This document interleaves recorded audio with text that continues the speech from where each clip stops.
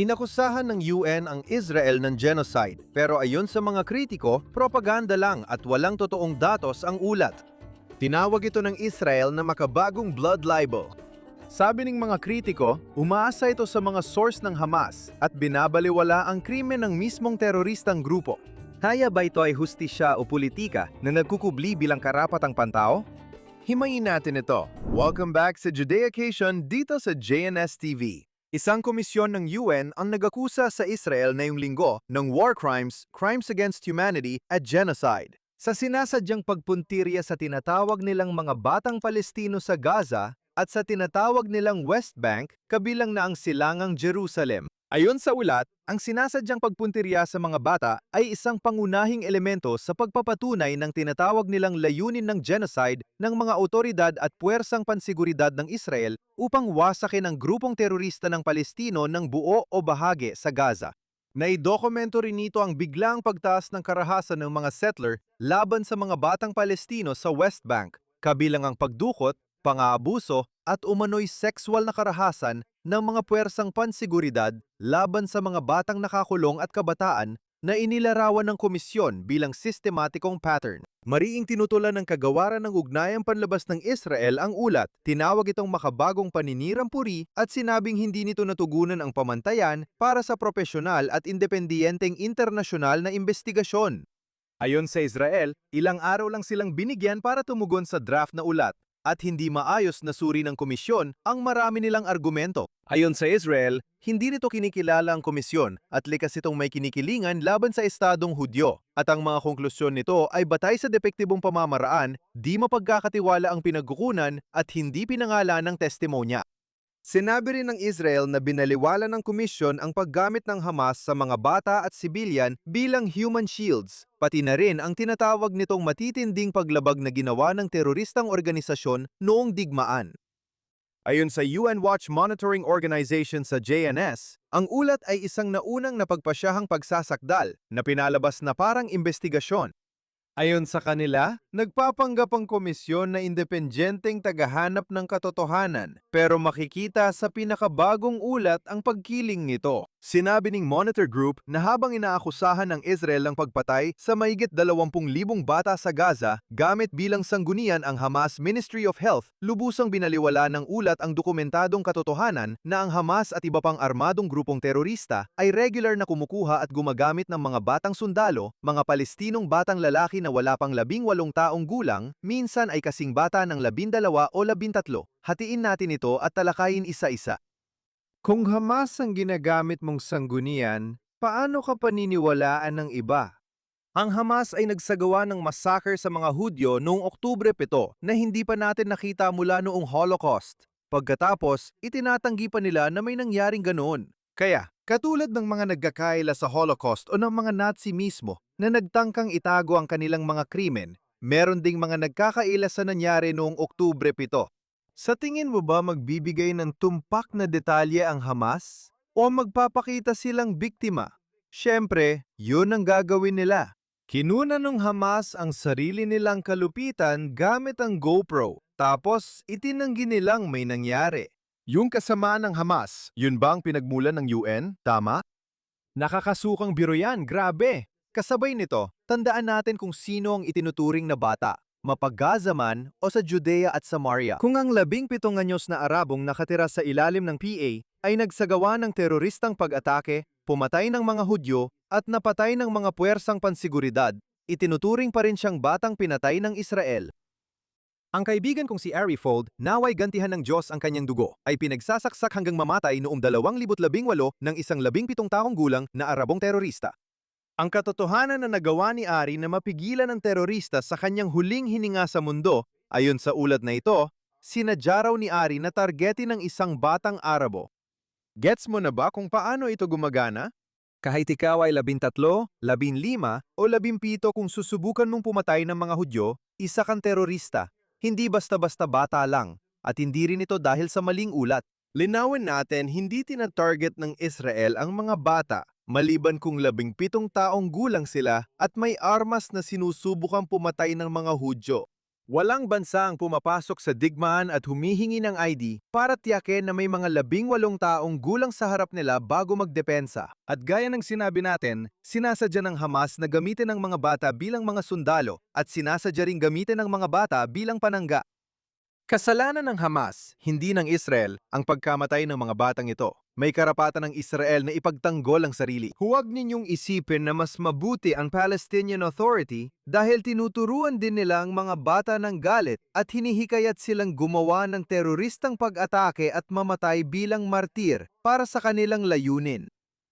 Sa huli, huwag kayong paluloko sa mga paratang ng sexual na karahasan laban sa IDF. Iyan ang ginagawa ng Hamas, gaya ng ating natatandaan at nakita noong ika-7 ng Oktubre. Tandaan niyo kung paano inakusahan ng Israel na racist dahil hindi raw ginahasa ng mga sundalo ang mga babaeng Arabo sa labanan?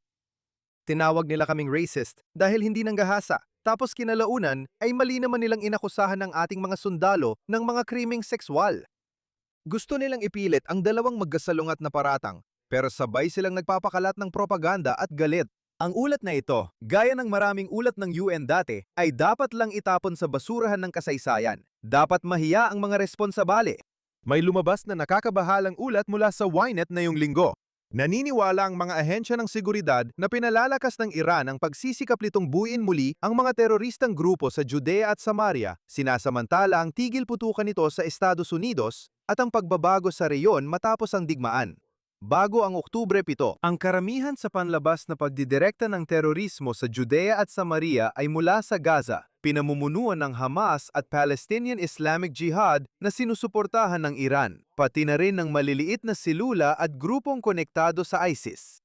Ang mga operasyong militar ng Israel sa Gaza, Judea at Samaria, pati na rin ang pag-atake laban sa Iran noong 2025 at 2026 ay lalong nagpahirap sa Tehran na magpadala ng pera at magpuslit ng armas sa teritoryo. Ayon sa Ynet, nag-aalala ang mga opisyal ng Israel na matapos ang tigil putukan ng US at Iran at posibleng pagsasara ng front sa Lebanon, tinukoy ng Tehran ang Judea at Samaria bilang pangunahing larangan para sa pagsusulong ng mga pag-atake. Isang malaking bahagi ng pamumuno, ayon sa mga opisyal, ay isinasagawa mula sa Turkey.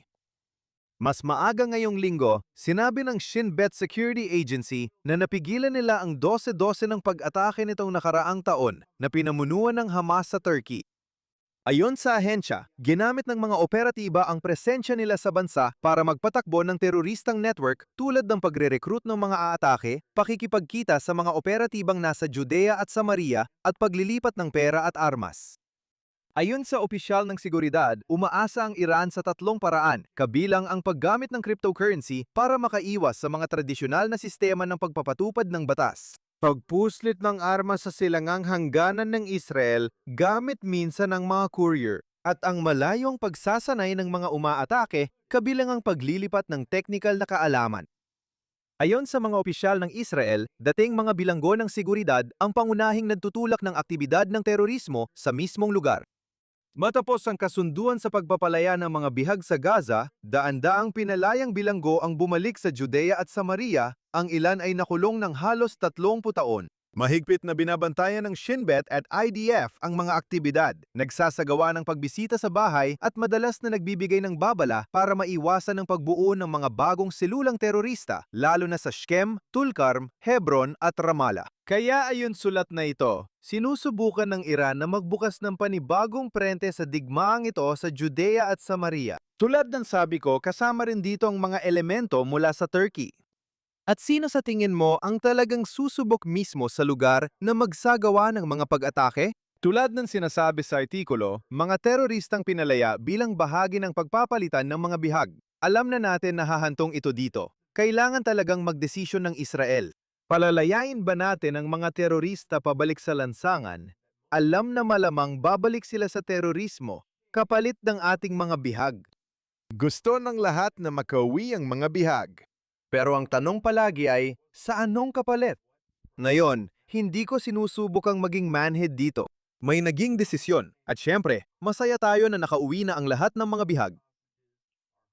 Ngayon, dapat maintindihan ng pagpapalaya sa terorista ay may kahihinatnan. Umasa at ipinagdarasal ko na ang matatapang na kalalakihan at kababaihan ng IDF ay nagsasagawa ng muling pag-aresto o naghahanda ng alisin ang lahat ng masasamang elementong malayang gumagala. Pinag-uusapan natin ang mga teroristang 5 minutong layo mula sa mga lungsod sa gitna ng bansa. Tinutukoy ko sina Krasava, Rosh Ayin at iba pang bayan. Ayon sa artikulo, ito marahil ang pinakamalaking hamon sa ating seguridad habang sumusulong tayo. Magdasal at umasa tayo sa pinakamabuti at maghanda para sa pinakamalala. Ayon sa autoridad ng Palestina, alam ng gobyernong Israeli at ni punong ministro Netanyahu ang paparating na pag-atake noong Oktubre 7 at ginamit ang masaker bilang dahilan para wasakin ang Gaza. Hindi ako nagbibiro. Ipinahayag din ng PA na ang mismong Israel ang nagplano ng masaker noong Oktubre 7. Nung mas maaga ngayong buwan, inilatala ng opisyal na pahayagan ng PA ang kulum ng isang Fatah Revolutionary Council member na nagsabing gumagawa ang hukbo ng Israel ng krimen ng pagwasak sa loob ng 2 taon at 7 buwan. Ang dahilan para dito ay ang pinaka-espesyal at lihim na pag-atake noong Oktubre 7, 2023 na tanging si Netanyahu at ilang piling matataas na kumander lang ang nakakaalam. Sa isang kamay at ang tinatawag na Israeli Military Intelligence Directorate, AMAN. Ang dahilan para dito, ayon sa kolumnistang ito, ay ang pinaka-espesyal at lihim na Oktubre 7, 2023. Pag-atake na tanging si Netanyahu at ilang piling matataas na komandante lang ang nakakaalam na mabibilang sa isang kamay at ang tinatawag na Israeli Military Intelligence Directorate na kilala bilang AMAN. Ngayon, yan ay mula sa opisyal na araw-araw na pahayagan ng PA Al-Hayat Al-Jadida noong Hunyo 11, 2026 tandaan. Lahat ng ito ay mula sa Palestinian Media Watch. Gaya ng sinabi ko ilang minuto lang ang nakalipas, kailangan nating sundin ang estratehiya dito. PA Mano Hamas, pinapatay ang mga Hudyo, minamaliit ang pangyayari at sinasabi na alam na ng Israel ang tungkol dito o sila pa mismong nagplano ng pag-atake para lang magkaroon ng dahilan na wasakin ang buong Gaza. Ganyan nila ginagamit ang propaganda at syempre, inaabuso ito ng mga kontra-Israel. Linawin natin dito, hindi pinatay ng Israel ang 1,000 at 200 nilang sariling mamamayan. Hindi alam ng Israel na darating ang pag-atake noong Oktubre 7. Siyempre, isa itong napakalaking pagkabigo sa operasyon, pero wala namang plano na wasakin ang Gaza sa pamamagitan ng pagpapahintulot na mapatay ang 1,000 at 200 na Israeli. Isa na naman itong blood libel mula sa mga tinatawag nating katuwang sa kapayapaan na walang problema sa nangyari noong Oktubre 7. Tandaan, umabot sa 80% ng Arabang PA ay sumuporta sa nangyari noong nakakatakot na araw na yon.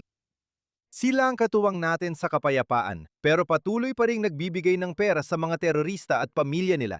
Kasama ang mga taong ito sa payroll bilang bahagi ng pay-to-slay program.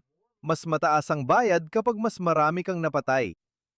Lagi kong sinasabi, huwag magpaloko sa propaganda nila. Isa itong dahilan kung bakit ako naiinis kapag ginagamit ng mga news outlet, lalo na ng Israeli, ang mga source mula sa PA na parang totoo na agad. Sa pagpapatuloy, iniulat ng IDF na yung linggo na nakumpiska na nila ang mahigit 200 at 40 na mga baril simula noong umpisa ng 2026 sa buong Judea at Samaria. Ayon sa hukbong sandatahan, bagong ebidensya ito na ang mga terorista ay nagkukubli sa sibilyang lugar sa rehiyon. Nitong mga buwan, maraming nakatagong armas ang natagpuan ng tropa sa mga sibilyang lugar. Kasama dito ang mga baril, gamit sa paggawa ng armas, bala, at iba pang kagamitan ng terorista.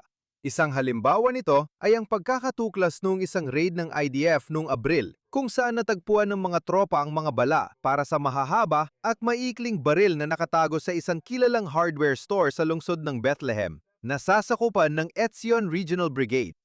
Nahuli kalaunan ang mayari ng tindahan. Isa pang halimbawa ang natuklasan nitong mga nakaraang buwan sa lungsod ng Skem na sasakupan ng Samaria Regional Brigade nang matagpuan ng mga tropa ng IDF ang mga kagamitan na ginagamit sa paggawa ng mga armas sa gitna ng isang gusaling pansibilyan. Ang mayari ng lugar ay nahuli rin. Ayon sa IDF, patuloy ang mga natuklasan sa pagtatangkang magtatag ng presensya ng teroristang grupo sa sibilyang lugar at paggamit ng pasilidad ng sibilyan sa masasamang layunin. Nagpapasalamat ako sa IDF sa pagpigil ng mga posibleng pag-atake sa pamamagitan ng pagkumpiska ng lahat ng mga kontrabando na ito. Nakikita natin na tulad ng Hamas at Hezbollah, ang teroristang nasa ilalim ng PA ay nagtatago ng baril sa mga sibilyang lugar. Umaasa silang mamatay ang sariling sibilyan para maisisi sa Israel at matulungan ang mga organisasyon gaya ng UN sa kanilang peking ulat. Ngayong linggo, pinatay ng mga sundalo ng IDF ang 2 terorista na naghagis ng Molotov cocktail sa komunidad ng Karmet Suwa. Nasa Gush Etzion din iyon. Habang nag-ooperasyon, nakita ng mga sundalo ang ilang terorista na nagsunog ng gulong at naghagis ng Molotov cocktail na nagbanta sa buhay. Nagpaputok ang mga sundalo, napatay ang 2 terorista at na-neutralize ang isa pang terorista. Walang naiulat na nasugatan sa panig ng IDF. Dahil sa pagsusunog ng gulong, nagkasunog sa lugar na katabi ng komunidad. Ang mga bumbero ay nag-aapula ng apoy sa lugar.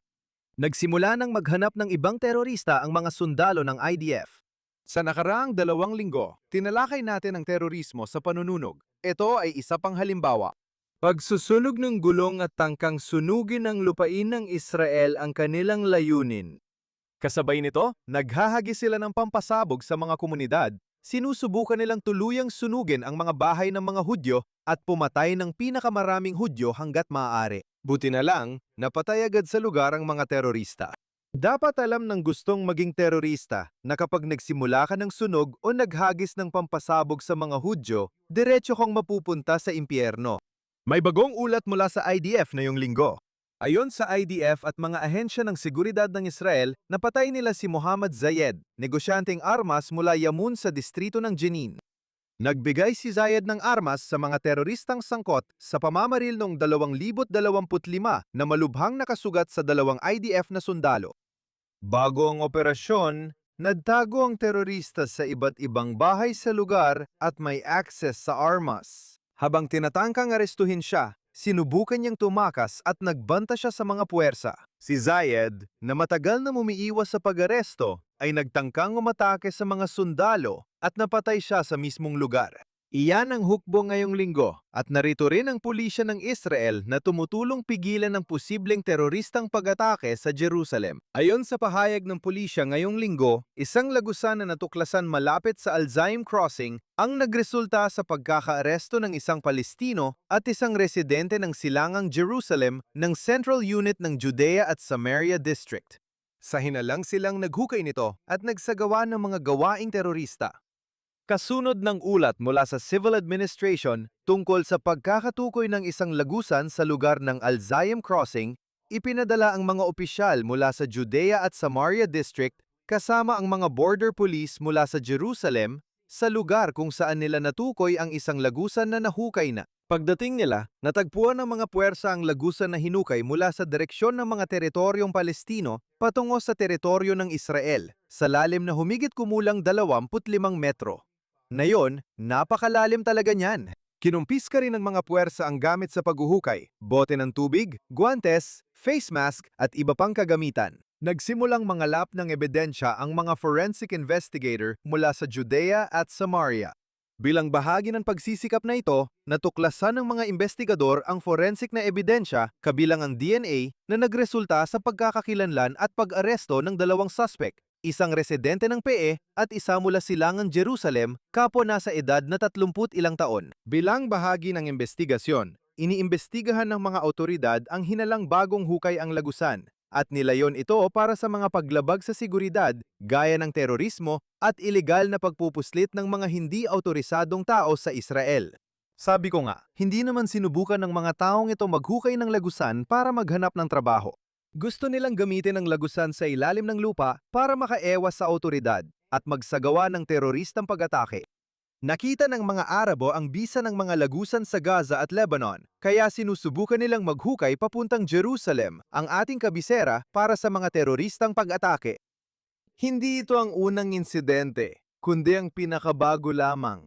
Isang nakakabahalang trend ito, ang mga lagusang ilalim ng lupa mula sa mga teritoryong kontrolado ng PA papasok sa Israel sa loob ng mga hangganan nito bago ang taong 1967. Kailangang bigyang pansin ang isyong ito.